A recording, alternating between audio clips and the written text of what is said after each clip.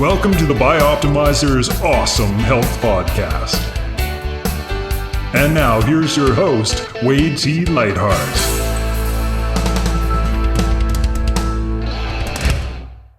Want awesome health?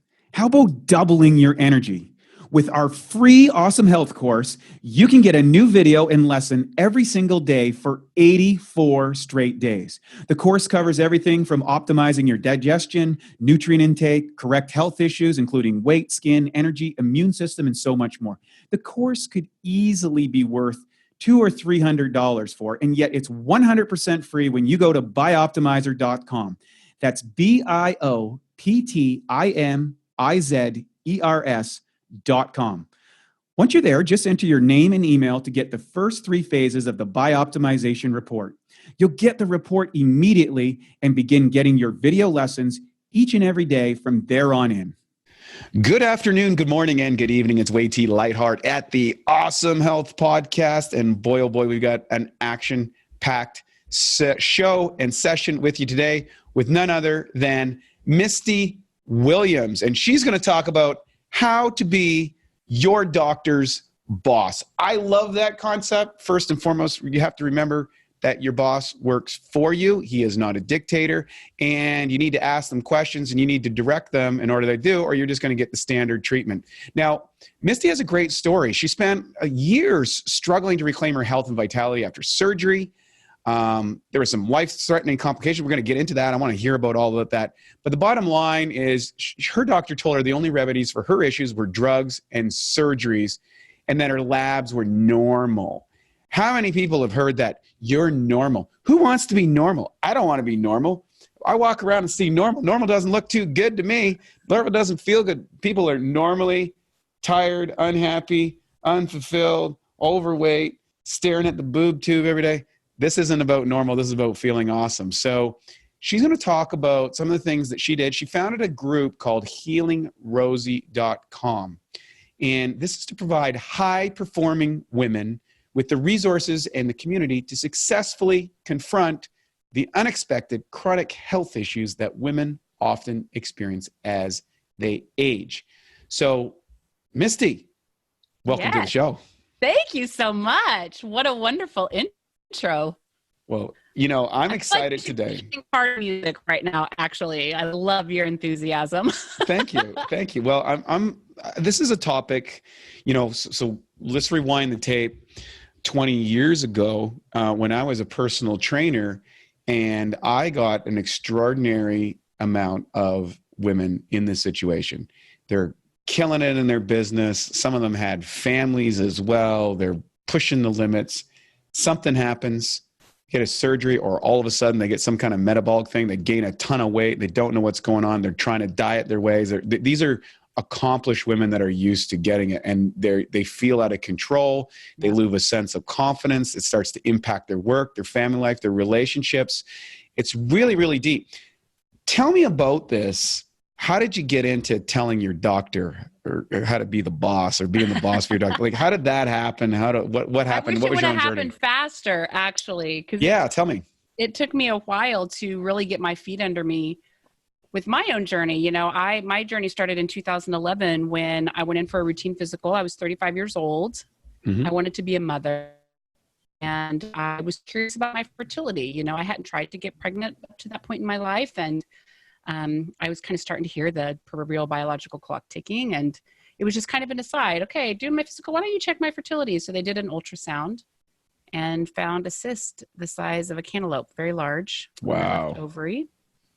And got referred out to a specialist, an OBGYN, who told me when I went in for that appointment that I needed to have surgery to have this cyst removed. And, you know, at the time I wasn't super confronted by that. I was like, oh, there's a cyst that needs to be removed. And I didn't have a frame of reference or anything to make me feel afraid, you know? So I went into the surgery pretty lighthearted about it. It was going to be an outpatient surgery. I didn't tell a soul. The only person that knew was my roommate. And if she wouldn't have been living with me, she wouldn't have known. Wow. I did tell my mom. But that was it. I mean, for me, it was like completely like a non-thing. I was just going to go do this little procedure and go on with my life. I've been an entrepreneur since I was 26 years old. I was running half marathons at the time. So this to me was just like, we're going to handle it and move on with life, and didn't work out so easily. I went in for the surgery. After the surgery was over, they sent me home with a sheet that said, if any of these things happen, here's your instructions. And what wasn't on the sheet was what to do if you started vomiting. And after about 12 hours, I started vomiting. I couldn't keep down food or water. This was on a Thursday. I called the doctor's office on a Friday. Doctor didn't call me back. No one from the doctor's office called me back. We kept calling and calling. On Saturday, we finally had an on-call doctor call us back that knew nothing about me or my case or situation. And he just said, talk to the doctor on Monday, and if she gets dehydrated, take her to the emergency room, which, I mean, what does it look like when I get dehydrated? I had no Right. clue, Right. So Saturday, Sunday, Monday, I was supposed to have my follow-up appointment with the doctor. I call at 4:30. It was a 4:00 appointment. She'd gone home sick that day. No one had called me to let me know. So Tuesday, I packed up the car, 9 a.m. I was in the doctor's office. Like, I'm not leaving until I'm seen, because nothing else had worked for communicating. And I was starting to get really, really scared. Actually, starting on Sunday, I started getting really super bloated.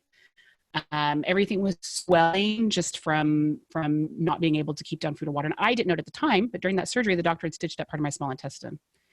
And that's why all this was happening. So I was actually in a major crisis situation that could have cost me my life if I hadn't been proactive 6 days in and gone down to the doctor's office. So I got referred to the emergency room. They stitched me up, fixed everything, and sent me home, and I didn't sleep for 144 hours. Whoa. So 144 hours? 6 days, in case you're trying to do the math. Were you losing your mind? I was awful. It was like torture. Yeah. To not be able to sleep. I would go in the first night. It was just weird. I'd never had insomnia before. Right. So the first night it was just like, God, I just laid there all night and didn't sleep. And it was kind of like this weird thing. I wake up in the morning and I'm like, God, I'm feeling really tired. By the second night, I'm like, I got to go to sleep. But I laid there all night and I did not go to sleep. And then it just starts being weird, like what's going on. And then the third night I'm in bed begging God for sleep. Please, I need to sleep. And the fourth night and the fifth night, I mean, it's torture. Like emotionally, I was falling apart. I was just like a basket case. I wasn't equipped at that time. Who do you call and talk to when you're not sleeping night after night? Like, it was such a profound, unexpected phenomenon for me. I had no clue what to do. I mean, now I'm so well connected that I would, I have a whole Rolodex, but back then it was just like, I didn't know what to do. And I really didn't trust the doctor her office didn't call me back for 6 days, like I'm not going to reach out to them and get any help, so it was sucky. I've talked to people since. I likely just had so much cortisol. That's an extreme amount of stress for your body to be under, to not be able to process food and water for that long. I'm sure I was severely dehydrated and just all the things, so all that cortisol just kept me from being able to sleep. I was so out of balance, but yeah, it was super scary. And finally went in for my follow-up visit afterwards. Doctor told me that I had endometriosis. They had spent 2.5 hours removing scar tissue from my abdomen. When they were in there, they'd found in my uterus. And of course, they removed the cyst from my left ovary, and they also removed my left ovary. Whoa. And I was stunned. I remember sitting there in the chair. I already kind of went in. The follow-up appointment was 2 weeks later, and 6 of those days I hadn't slept. So I was already kind of going in like I was experiencing fatigue and brain fog, and like all these symptoms had kicked up that I had no experience with. I mean, before this, I thought I was super healthy and enjoying a great life, So I asked her during our session, all right, what endometriosis, that's a disease. I've heard of it. What do I need to do? Like, I'm an achiever. You just tell me, give me the list. Do I need to change my diet? Right. Certain kind of egg. Just tell me what to do. Yeah, right. Give me the program here. That's Let me do it. Let's integrate it. We're doing That's right. Well, I'm up for it. And she was like, we don't know what causes endometriosis. You can Google it. I can put you on birth control and we can do surgery if it comes back. And that was it. It was kind of like she didn't really want to spend a lot of time with me. The appointment was maybe 15 minutes. Wow. So this is basically a death sentence for your dreams. And you got 15 minutes, and that's I was horrified. terrified. First of all, experiencing some body that were very foreign experiences, you know, the brain fog, the exhaustion, the not sleeping. You know, you're basically telling me that there's this stuff going on inside that I had no clue was there. I had no pain. Like, it was shocking. I was in shock walking out of her office. I felt like I'd been hacked. I walked into her office. She saw a surgery that she could do. I fit the criteria. And that's what I was to her. That's how it occurred for me as a patient, you know? And I went back to my primary care doctor, told my primary care doctor what happened. Cause I'm thinking, you know, that's just her. That's just her. Not everybody's insane and crazy like she is, and someone else will be able to help me. But come to find out, I went to a primary care doctor. I went to an endocrinologist. I started finding other primary care. I was hearing the same thing from everyone. Your labs are normal. Things are fine. You know, this was just a blip on the map. You're going to be fine in time. And I'm just like, I'm freaking out because meanwhile at home, weeks later, I am utterly exhausted. I can't focus at work. Like, these are as someone who like prides herself on being able to take on a lot and achieve and accomplish a lot of things. This was like a death sentence for me. It was just, I can't accept that nobody knows anything. And I knew that I had to figure this out on my own. But of course, my background was like marketing and business. Figuring out the body was like not in my wheelhouse whatsoever. Right. So it was kind of like, all right, well, I figured out other hard things, you know, we're going to roll up our sleeves and do this. And fortunately, later that year, I did find a doctor, a neurosurgeon in Nashville where I was living at the time, who was just getting started with his blog. His name was Dr. Jack Cruz. And oh, wow. He's quite a guy, Jack. Yes, he is quite a guy. Jack is really brilliant. And he's also kind of fits the typical neurosurgeon profile, I think, where they have a bit of a God complex. But, you know, in some ways it's like, if you don't, I don't know that you're going to ever cut open anyone's head or spine, or, you know, it's a very interesting profile. It's very, very much like Doctor Strange, you know, the character that's played in that. It's you know, and it's part of the psychology of being a surgeon and stuff, but Jack puts out great stuff. If you haven't checked out Jack Cruz, I highly recommend checking out. He writes two levels. He writes one for the medical industry and then one kind of more for layman terms, which I think is a really great service. Yeah. I met him in Nashville. I actually ended up managing the launch of his community for the first couple of years. That was my personal foray into the space and really learning a lot. And I used that as an opportunity to get educated myself. So I learned a lot from Jack, and I learned a lot from the other leaders that were coming up at that same time. Ben Greenfield, Dave Asprey, Rob Wolf, Dr. Sarah Ballantyne. You know, there's a lot of these people. Evan Brand was just getting started back then.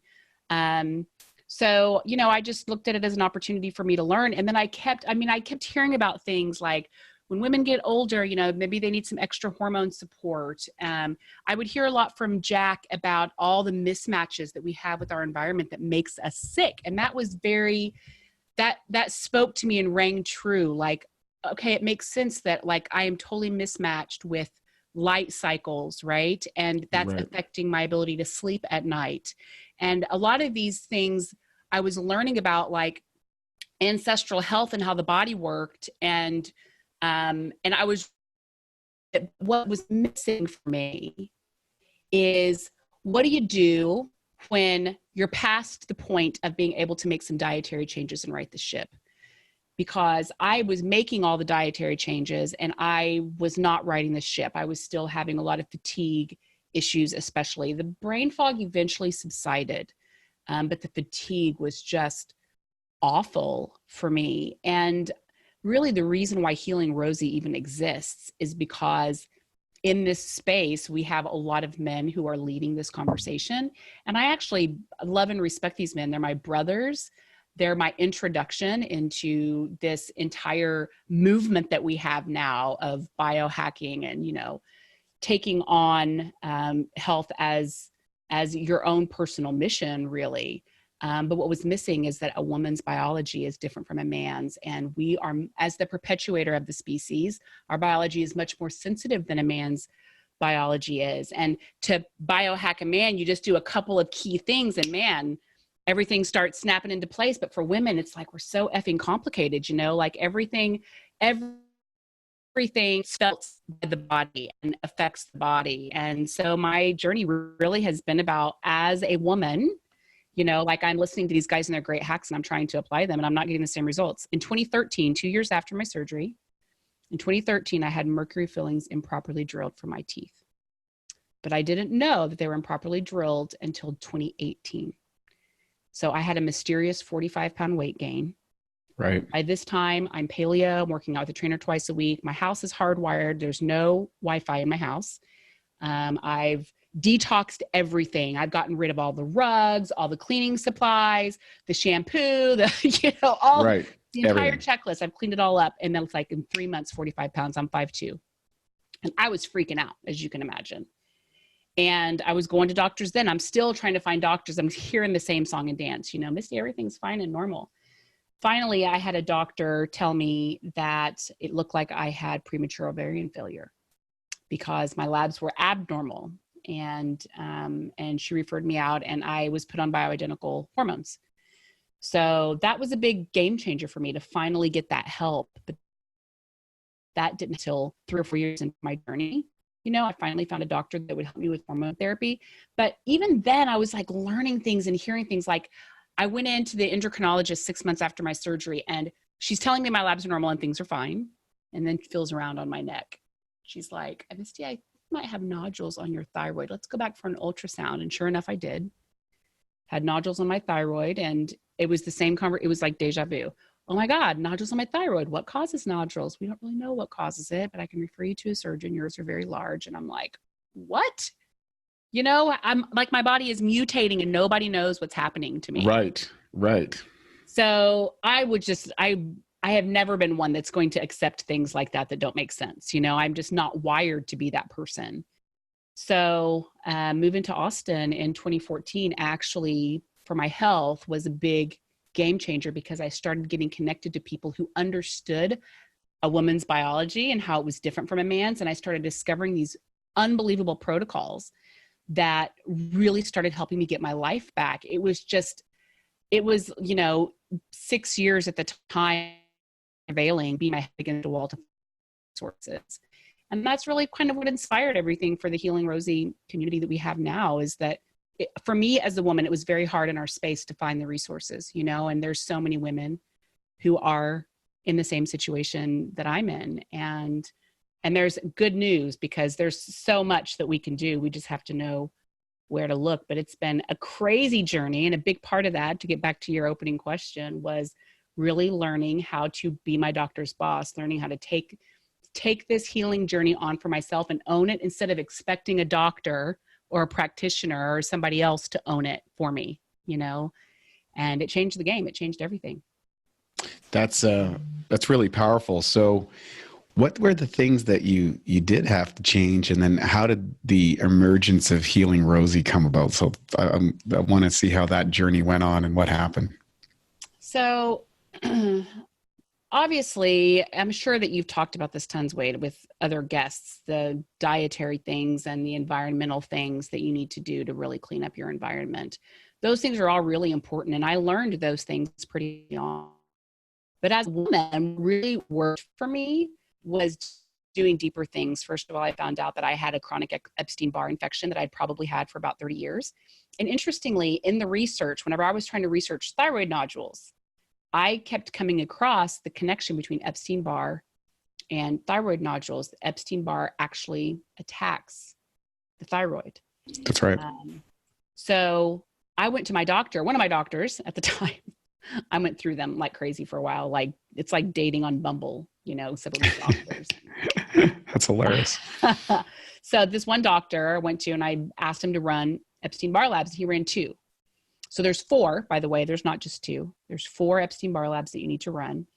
And but I didn't know that then. So he ran 2 and my test came back for both of them that my numbers were high. And I asked him about that. I'm like, oh my God, my numbers are high. I must have Epstein-Barr. And he was like, oh, that just shows you have a past infection. And for him, that was the end of the conversation. And for me, it was like, but wait, we're trying to rule out a current infection. I didn't know what to do next. I didn't know that there were 4 labs that needed to be run. Right. Or I would have come back to, hey, there's 4 labs, you ran 2, you need to run 2 more, But Epstein-Barr in the Healing Rosie community, there are so many women. And of course, I talk about it and I encourage women to get tested. If you're exhibiting these symptoms, a lot of fatigue, Epstein-Barr is a big fatigue one for me. But there's a whole host of things that can happen with Epstein-Barr. And as I talked about in the community, a lot of women started getting tested and they all came back, oh my God, I have Epstein-Barr too, So we have these chronic infections. So over 90% of the people get Epstein-Barr, but typically your immune system is able to basically put it into remission, right? But for some of us, that doesn't happen. And we have these low-level infections that flare up all the time. Stress is a trigger for Epstein-Barr.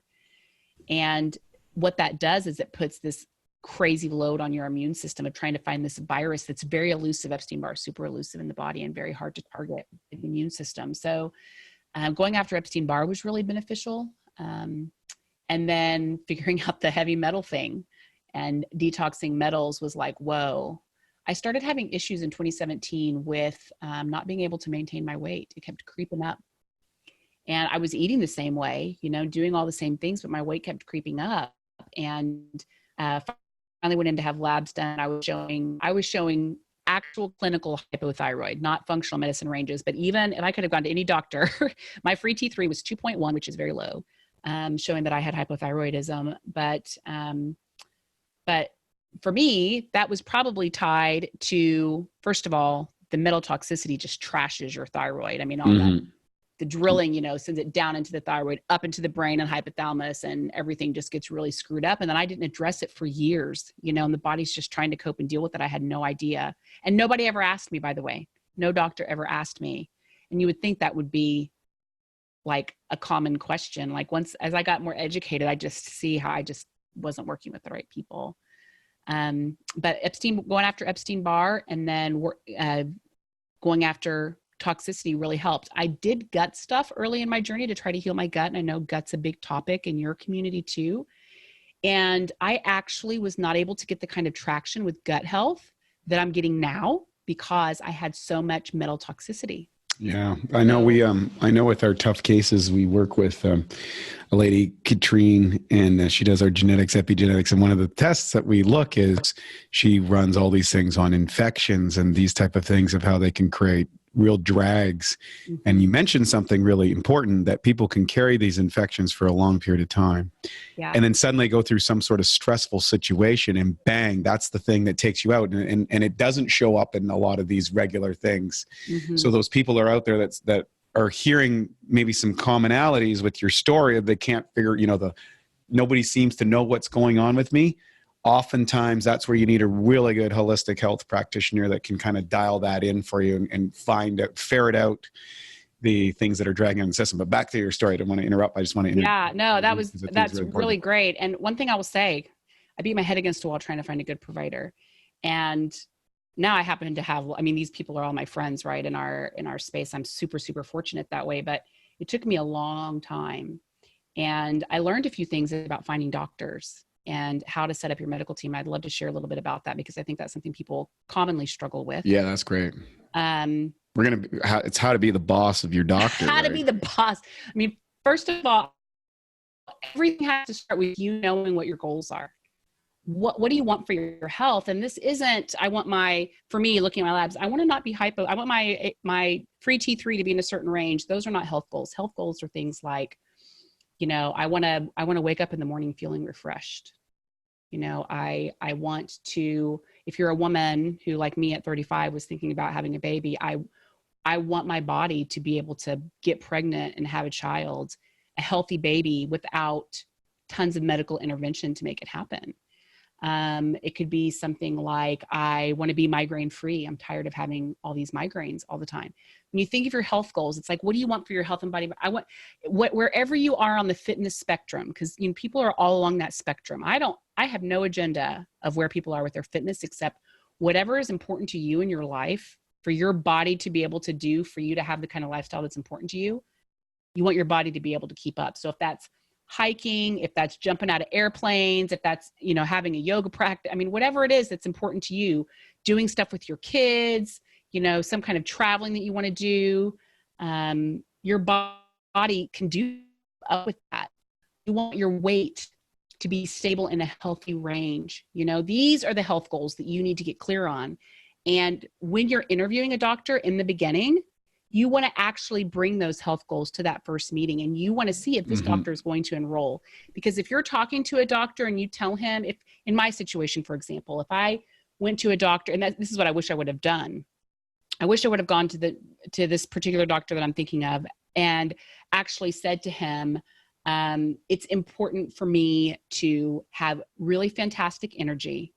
And it's important for me to have my weight in a healthy range. And I'm willing to do whatever it takes to get there. I need a doctor to help guide me and support me. If I would have asked that question, I would have learned that this doctor that I was talking to didn't think any of that was really very important as far as what he should take on as a doctor in our doctor-patient relationship. And I could have moved on my way instead of wasting 6 months building this relationship only to get really far into it to realize this guy doesn't listen to, it doesn't matter what comes back in the labs. I remember my hormones were already showing tanked at that time. And I remember him to me, women's hormones, I was 38. Women's hormones are supposed to go down as you get older. Completely. Right. I was 38 years old. I was not 54. I was 38 and my hormone levels were so low, and he was just very against. So I think that's a really important first step in establishing a patient-doctor relationship, is getting someone that's going to enroll in your health goals and in the things that are important for you. And if they can enroll, or they seem uncertain, or I'm not sure how I would help you do that, or whatever, don't you want to know that in that first visit? That they don't have the confidence that they can guide you to your health goal, you know? So that's the first step. And then I really think people should find 2 different kinds of practitioners to work with, especially women. I think women should have a doctor who is well-versed in thyroid and hormone health, who's very open-minded, will run labs for you, or she will run labs for you. That doctor is basically to help with the bulk of what you need just to be stabilized, okay? And then find someone else that's going to be your root cause practitioner. Because in my experience, these people are not, I go to a root cause. Like I worked with an amazing guy, Ryan Freisinger. He's here in Austin, Texas. The Cosmic Animal is kind of his moniker. I think that's his website too. He's the one that first really started addressing my Epstein-Barr and the heavy metal toxicity. He's a Jedi, especially for those people who are like, I'm trying everything and nothing's working. Like your mitochondria is just shot to hell, you know? Ryan can take on that case, and he's helped women in our community get well who've struggled for 20 years and have been to a gazillion functional medicine practitioners. He's awesome. But when I spoke with Ryan, when we first started working together, he didn't want me to be on thyroid support. He didn't want me to be on hormone support. His ethos or mission, first of all, he can't prescribe those things, so he doesn't know much about them. And he had another way that he liked to get people well. And that's great for what he's doing. But for me, I'm thinking if I go off thyroid and hormone support, I am so screwed. I am not going to sleep at night. I'm going to be exhausted again. Like just all the things, you know, are playing in my head. And I told him this. I said, listen, what you're doing, what you're asking me to do is threatening my quality of life. I'm terrified to even entertain this. And he said, all right, I understand. I hear where you're coming from. Let's not deal with that now. We'll set that to focus on these other things. So I just started learning, just seeing these patterns as I'm trying to like navigate this for myself, that the root cause practitioner has a completely different set of tools than a primary care doctor or nurse practitioner. And as a woman, I need both sets of tools. I don't need just one, especially I'm in a pretty advanced hormonal dysfunction state because of the mercury poisoning. Okay. That like absolutely trashed me. My hormones just tanked to hell. So I'm very compromised. You need both of these people. You need someone that can write the prescription when it's necessary. And so I do a root cause practitioner and a primary care type practitioner, leverage my insurance over here as much as I can, you know, get labs paid for and, you know, whatever you can get out of your insurance company, and then someone different that has the tools to go deep. And the tools to go deep is what's has been and continues to just change my life. I mean, I feel like I've got more energy and vitality than I remember having in my 30s at this point. You know, I feel like my brain is just on fire in the very best way. And, you know, a lot of this has come through doing these deeper healing protocols that a lot of these primary care docs don't understand. I even have a functional medicine doctor here in Austin that I visit that helps me with hormones. And that functional medicine doctor has never taken the initiative to go deeper with my labs. But anytime I've brought it up, hey, I'm seeing these things in my labs, and what do you think of this? And I want to go Epstein-Barr, for example. I'm seeing these things.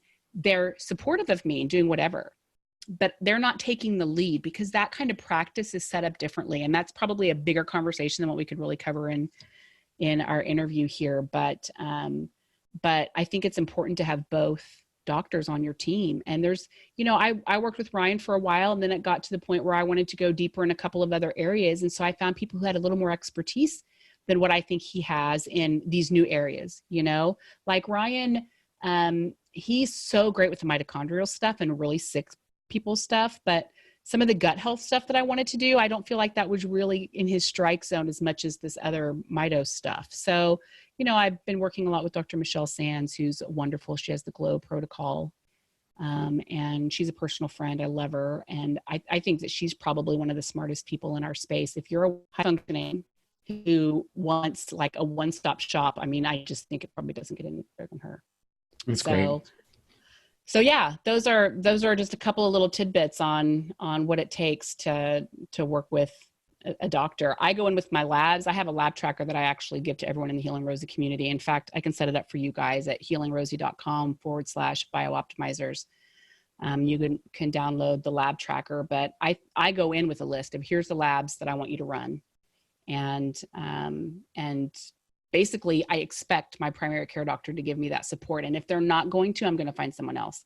And that's hard in the beginning. I spent years looking for the right doctor, and I learned little tips. I can share a few more of how to find a doctor. But, when you say no to one doctor and you don't have someone behind that doctor to say yes to, it can be like, I'd rather just at least have a doctor, but it keeps you stuck for a lot longer, So I want a doctor that's going to run whatever labs I want, and insurance will cover it. And if insurance doesn't cover it, then I'm willing to pay for it. And so I want to be partners that way. And that's what I expect.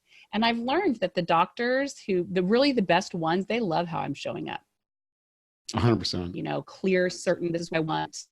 They look at it like, oh, your dream. But there's so many other doctors that would show up like that. And it's kind of like confronting to them, like, well, I'm the doctor, you're the patient. You don't tell me what to do.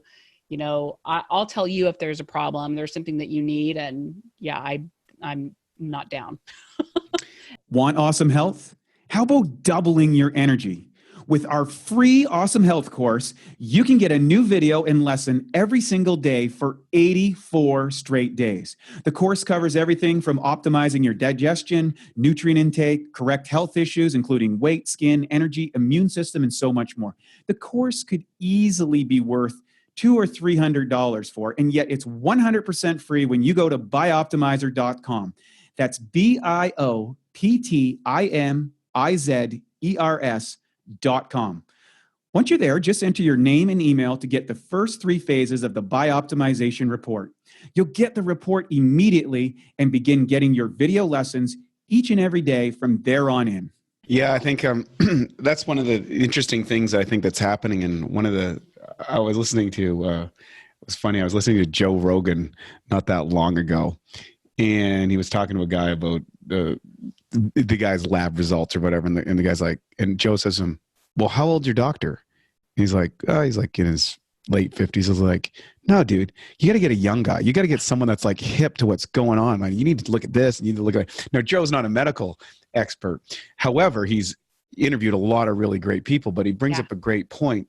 And I think this is one of the things that I've gathered from your interview, which I think is really important, is to not look at your doctor relations as something that you passively accept whatever's going on, and reduce the quality of your life down because of what somebody said in a 15-minute visit who may not have the information you require. And, I have we have an Awesome Health course, and one of the key components on it, I call it, is assembling your Jedi Council. And that is, it's really hard to be really great at a lot of different things. However, nowadays, thanks to the internet and technology, you can access experts in just about every single field that you go on. Because once you get into this rabbit hole of high performance and really healing yourself, it just never ends, and it becomes a fascinating journey. And it's also an empowering one. And you brought that up. So can you give us some tips of what you did or what you think you should have done earlier, what you suggest in the Healing Rosie community about how to select and find these type of people who can help you overcome whatever quote unquote death sentence you got or life compromising kind of proclamation that oftentimes comes from these areas. And it's often because these people don't know. How do you sort through that? How do you find the people that are right? How do you move on from someone or integrate that? I'm curious about what you've discovered. Yeah. So there's a couple of ways that you can find practitioners to work with. Obviously, you can find someone locally in your area, and you can also work with people online. And that's one of the cool things about 2020, or whenever this airs, 2021, the 2020s. We'll call it the 2020s. It's the new decade. Yes, the new decade is that we can work with an amazing practitioner wherever they are and wherever we are in the world. We don't have to be limited by what's in our city. And I was fortunate that Ryan was in Austin, but Michelle is not. And several of the other practitioners that I've reached out to work on different areas of my health have not been in Austin. And, we're in a remote, just like you and I are able to do this interview together, you can talk to a doctor or practitioner this way. So I think one of the things that people should be doing is really getting engaged with a lot of the summits. There are so many great health summits that happen. Health Talks puts on a lot of summits, and listen to those interviews and start looking for someone that you really resonate. I think that's just such a no-brainer way to find a great practitioner.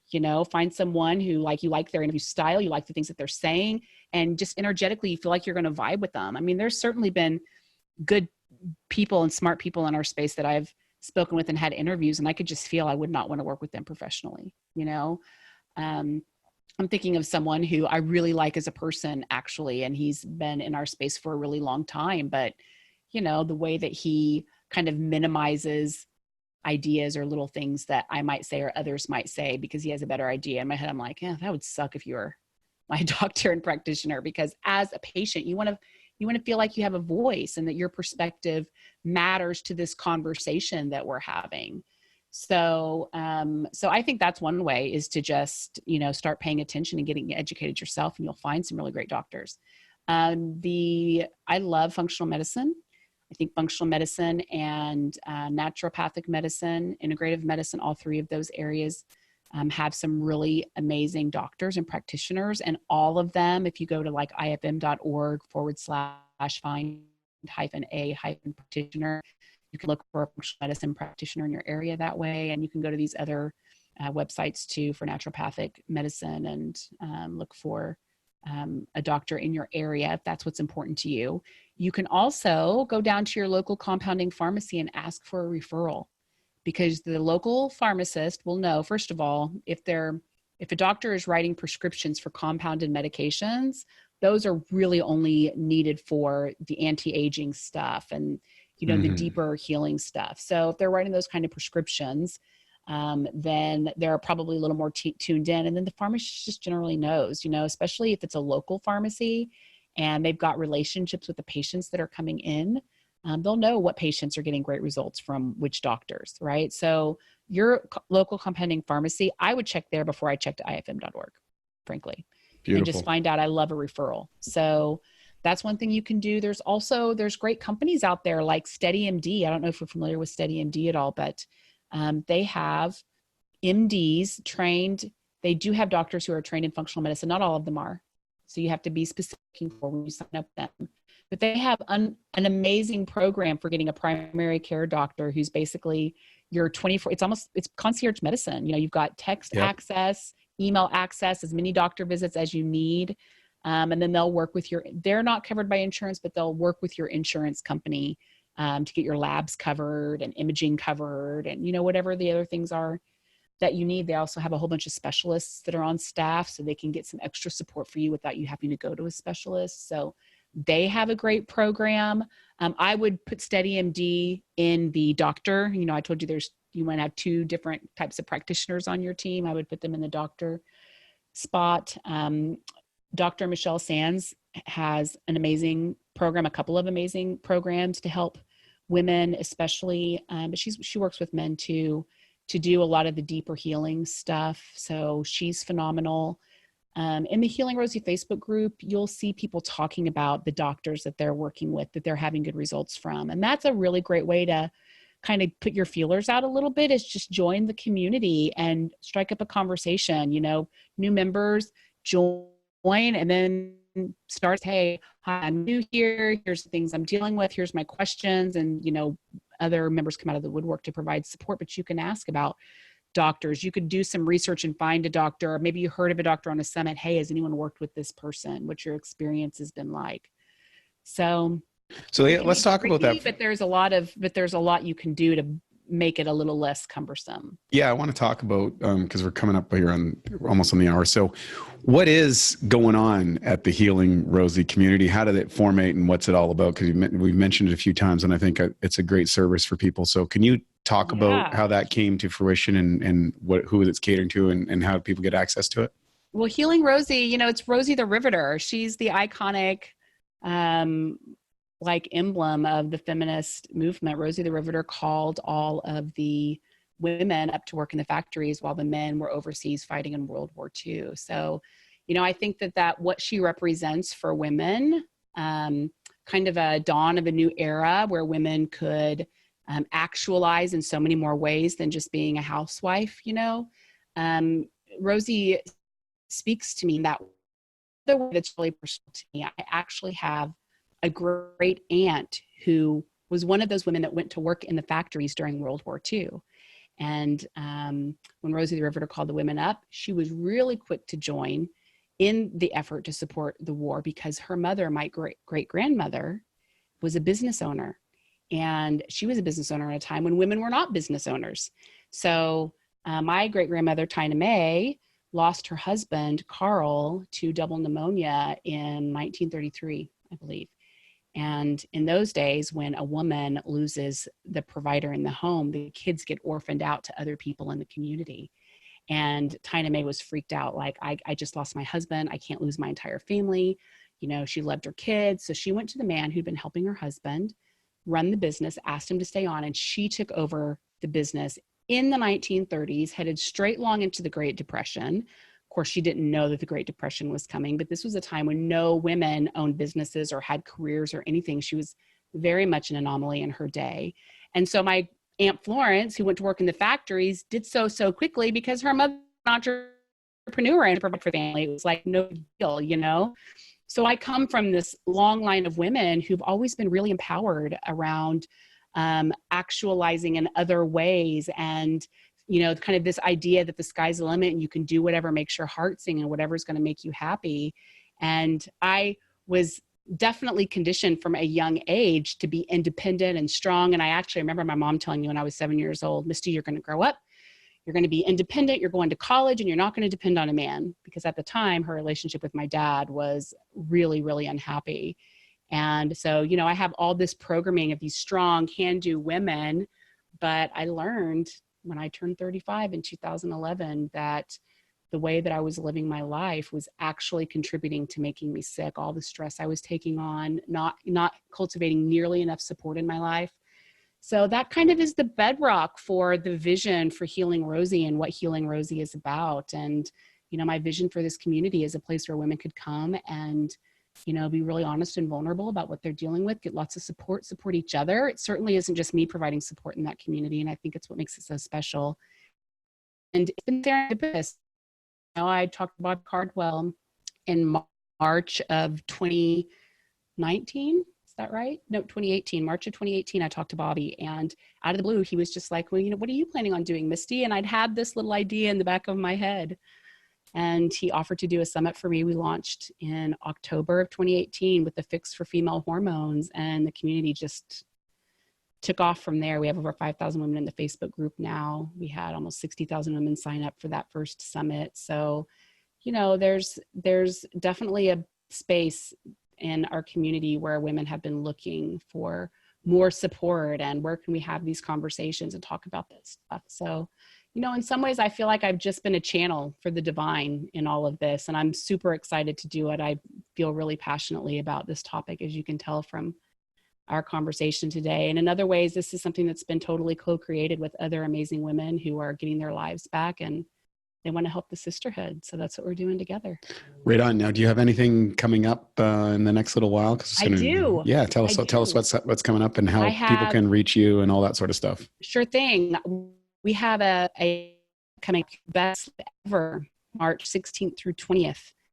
And you can go to, I believe the URL is bestsleepever.com, and sign up to join the Sleep Summit. It's going to be free for a week. Tons of interviews with people. I chose sleep because in my own journey, sleep was the thing. First of all, I went 144 hours without it, but I really started learning early on how significant sleep was to our health and to being able to heal. Like, we just can't heal if we're not sleeping well. And I know over the last year have just noticed this pattern in the community of so many women who are struggling with their sleep, and they can't get any protocols to work. They can't get traction on things because they're not sleeping at night. So I wanted to take this on and bring together the best experts that I could find and talk about sleep and the importance of sleep and what to do in a whole variety of situations, so that you can get the sleep that your body desperately needs so that you can heal and be well. So that's coming up. Super excited. And of course, people can go to healingrosie.com. That's our website, and get linked out to everything. You can get linked out to the Facebook group there. We're on Facebook at just search for Healing Rosie. Instagram is rosie.radio. That pretty things kind of hubbed at the website. And we've got lots and lots of resources. That lab tracker will be available at healingrosie.com/Bioptimizers. And your community can go download that and have a tool that you can take to your doctor. The 4 Epstein-Barr labs that I mentioned that I didn't know existed are listed on there, along with all the other optimizing serum labs that can be really helpful so that you can learn what's going on in your own body and start taking your health back.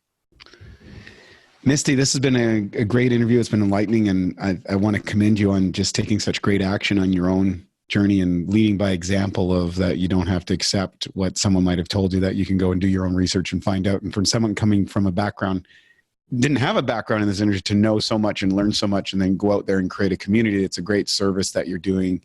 And I want to applaud you for that. And I want to encourage our listeners, particularly our women listeners who probably can relate to some of these stories or might have someone relate to, check out the community, check out these links, go find out, start having conversations, because so often we take our health challenges as some kind of personal thing that we've got to keep away from the world or whatever. And that is a recipe for disaster. And it's certainly a recipe to not get the kind of help or the type of information that you could really transform your life.